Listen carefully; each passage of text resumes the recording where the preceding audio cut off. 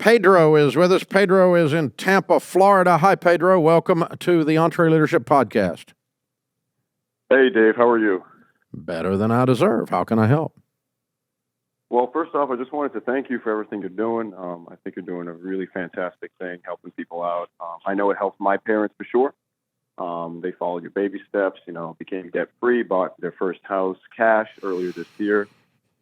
They provided me the opportunity to become debt-free too, or live debt-free. Wow. Never entered into debt. Cool. And here I am at 18 years old. I opened up my first restaurant with my father. We have 5 employees right now. We are projecting to make about $800K in revenue this year. And he's moving on to another restaurant. We are expanding, and I'm going to be in charge of this one that we are right now.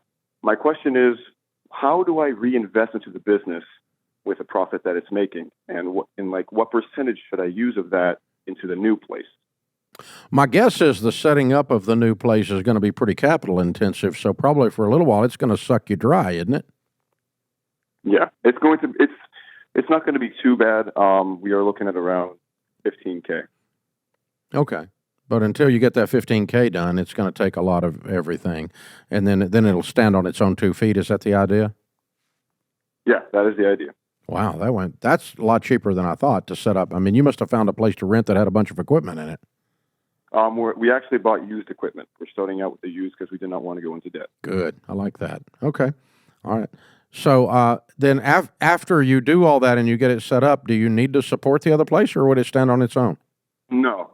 The other place will stand on its own after we get everything situated. Okay. So what reinvestment would there be then in each of the branches?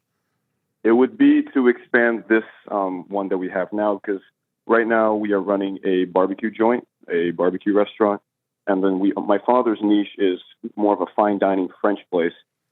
He's opening that probably in the next 3-4 months, and then So the new location has nothing to do with the old location in terms of format.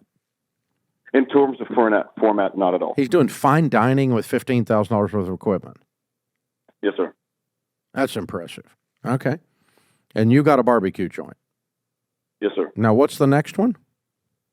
Well, the next one my plan is to branch out and kind of have a local chain where we have several different locations. Of barbecue or fine dining? Barbecue. Okay. So you want to expand the one you got by having another one just like it. Okay. So lay out a budget of what it takes to open another location, and then start saving out of your profits towards that. And obviously, the more you save out of your profits towards that, the faster you're going to open the second location. Make sense? Okay. Yes, sir. What do you make? You bring in $800K. What's your net profit? So the way we're doing it is that the business pays both my father and I, because we are co-owners of this. It pays us both a salary yearly. How much? I'm getting paid $56K, and he's getting paid around $70. Okay. Is he going to keep getting paid out of the barbecue joint when he's running the fine dining restaurant? So where he owns this, he put all the investment in, and I only think it's fair that he does get paid, because he kind of just gave this to me. I didn't put too much money into it. So I would think it's fair that he does that, because like I said, forever? We're running this together. Not forever. I'm probably going to buy him out when he retires.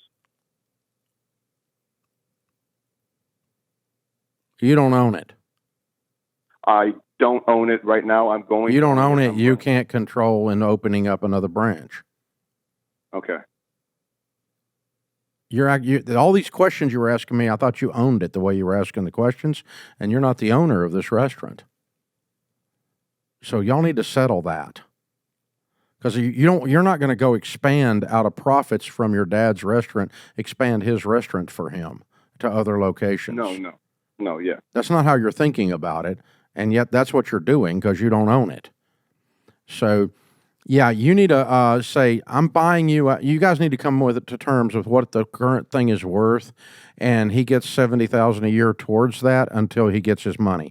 So if it's worth, I'll make up a number, $140,000 to buy him out, then he gets 2 years of 70, and then he makes his own way with his fine dining, or 5 years. I don't care. Whatever it is, he gets 70 until he gets to the number that you two agree to. And that now That's basically the financing without it being financing of your buyout, and now all the net profit is yours beyond that number, and you can then save the net profit towards your new locations because now you're the owner. And that's how I would lay it out and do it. That makes more sense, and that is the way I would go there. Folks, when you're doing a family business deal like this is where you'll get messed up and sideways. You've got to have lots of clarity as to who the owner is. He deserves $70,000 because he helped me start it. For how long? Not forever, he doesn't. Yes, we honor him for helping give and handing me the keys to this place, and definitely want to do that. And I'm not trying to steal something from him, but I'm also not going to sit here and work and just honor him for 25 years because he once opened a barbecue joint.